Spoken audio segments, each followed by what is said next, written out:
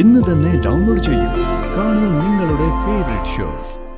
ഇത് പുന്നക്കീഴിൽ അമ്മയുടെ പ്രസാദോ. ഇതില് തൊട്ട് വാക്ക് പറഞ്ഞാൽ മാത്രം മതി.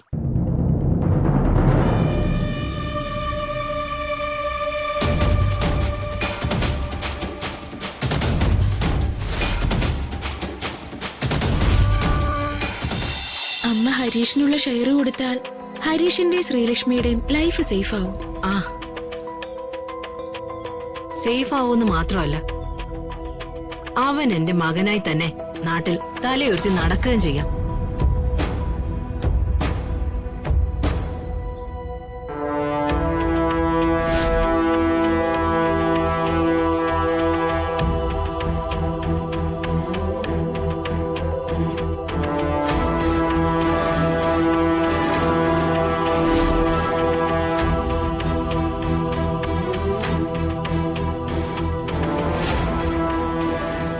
ഇവര് പറയുന്നത് നല്ല കാര്യമാണ്. പക്ഷെ രാജു ഒരിക്കലും രമ്യയെ കല്യാണം കഴിക്കില്ല. ഞാൻ എന്ത് ചെയ്യാനാ? നിങ്ങളുടെ മക്കളൊക്കെ രക്ഷപ്പെടാനുള്ള ഒരു നല്ല കാര്യമാണ് ഞാൻ ഈ പറയുന്നേ. ആലോചിച്ച് ഒരു തീരുമാനം എടുക്കണം. രാധമ്മേ, നിങ്ങളൊന്ന് സ്റ്റേൺ ആവണം. ആ, നിങ്ങൾ ആ വീട്ടിലെ കുടുംബിനി. നിങ്ങൾ ഉറച്ച സ്വരത്തിൽ പറഞ്ഞാൽ വേണുവേട്ടന് കേട്ടേ പറ്റൂ. മനസ്സിലായോ? കാര്യങ്ങൾ മനസ്സിലായി രുക്മിണി. പക്ഷേ ഒരു പക്ഷേയുമില്ല. രാധമ്മേ ഉറച്ചൊരു നിലപാടെടുക്ക്. അപ്പോ വേണുവെങ്കിലും അത് അംഗീകരിക്കും. അതെ, രാജു രമ്യയുടെ കഴുത്തി താലി കെട്ടി വിവാഹ രജിസ്റ്ററിൽ ഒപ്പുവെച്ചാൽ അന്നേ ദിവസം ഞാൻ ഹരീഷിനുള്ള ഷെയർ കൊടുക്കും. അത് ഉറപ്പാ. തീരുമാനം വേഗം പറയണം.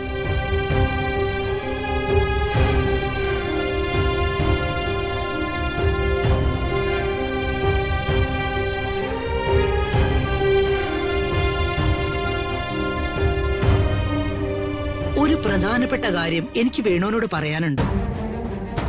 തൽക്കാലം അത് വേറെ ആരും അറിയണ്ടെന്ന് കരുതി. മാഡം പറഞ്ഞോളൂ. വേണുവും ഭാര്യ രാധയും കൂടി ഇതിനൊരു തീരുമാനം പറയണം.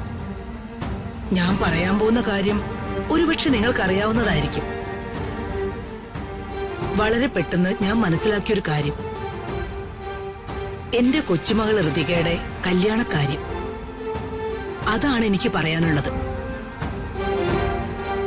ഋതിക മോൾക്ക് രാജുവിനെ ജീവനാ. ആ സത്യം ഇന്നലെ ഞാൻ തിരിച്ചറിഞ്ഞത്. നമുക്കിരു കൂട്ടർക്കും മുൻകൈ എടുത്ത് അവരുടെ വിവാഹം നടത്തി കൊടുക്കണം. വേണു ഈ കാര്യം കേട്ടിട്ട് എന്താ ഒരു താല്പര്യമില്ലാത്തത്? എന്തോ ഒരു വല്ലാത്ത ടെൻഷൻ ഉള്ളത് പോലെ. ടെൻഷൻ ഉണ്ട് മാഡം. അതേക്കുറിച്ച് ഞാൻ വിശദമായിട്ട് പറയാം. ഈ കല്യാണം മുടങ്ങിപ്പോൽ ഇതിനു മുമ്പ് ഉണ്ടായിട്ടുണ്ട്. വേറെ ചില കാര്യങ്ങൾ നടന്നിട്ടുണ്ട്. അതൊന്നും ഞാനിപ്പോ മാഡത്തോട് പറയുന്നില്ല.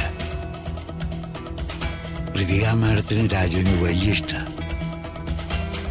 ഞങ്ങൾക്കും ആ കുഞ്ഞിനോട് വലിയ ഇഷ്ടമാണ്. രാജു ഋതിക മാഡത്തെ കല്യാണം കഴിക്കുന്നതിന് ഞങ്ങൾക്ക് 100 വട്ടം സമ്മതം. പിന്നെ എന്താ വേണു പ്രശ്നം? പ്രശ്നം മറ്റൊന്നുമല്ല മാഡം.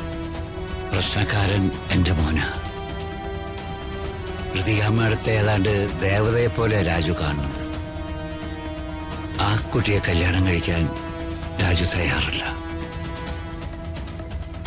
രാജുവിന് വേറെ വല്ല അഫയറും ഉണ്ടോ? അയ്യോ, അങ്ങനെയൊന്നുമില്ല.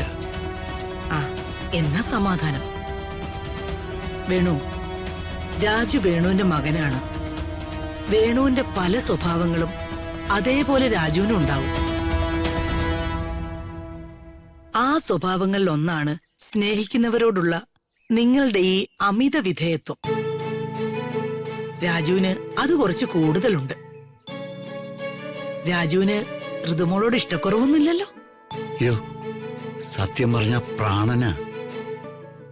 ചെറുപ്പം മുതലേ ആ കുട്ടിയുടെ പ്രൊട്ടക്ഷൻ രാജുവിന്റെ ചുമലില്ല. ആ, അപ്പോ അത് തന്നെയാ പ്രശ്നം, വിധേയത്വം. അത് മാറിക്കോളും.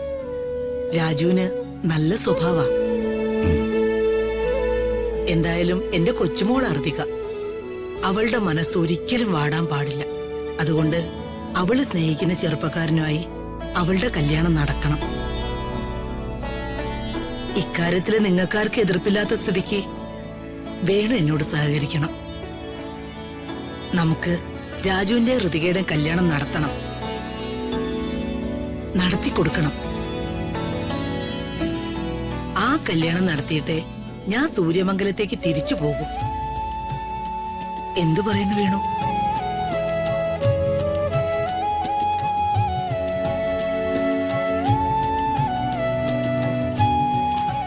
എന്താ രാധമേ ഇത് വിശ്വാസവഞ്ചനയോ കൊലച്ചതിയോ കൊള്ളയോ അതൊന്നും അല്ലല്ലോ ചെയ്യാൻ പോകുന്നത്.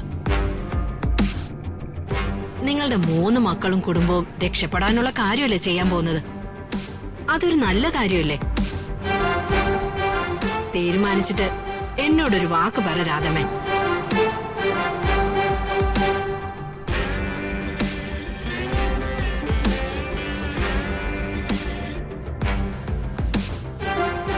വേണുവേട്ടനോടൊന്ന് ആലോചിച്ചിട്ട്. രാധമേ, എന്തിനാ ഇത്ര ആലോചിക്കുന്നേ?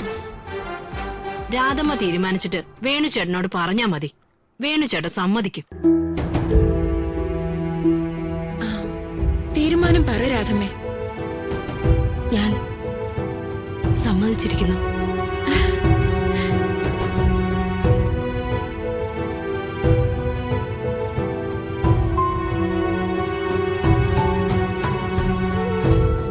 ആ വാക്ക് പോരാ.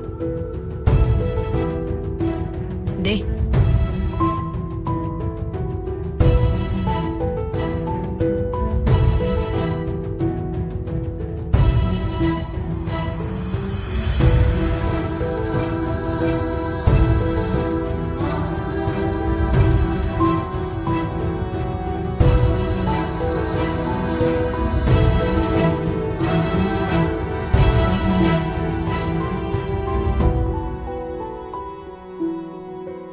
ഇത് പുന്നക്കീഴിൽ അമ്മയുടെ പ്രസാദമാ. ഇതില് തൊട്ട് വാക്ക് പറഞ്ഞാൽ മാത്രം മതി.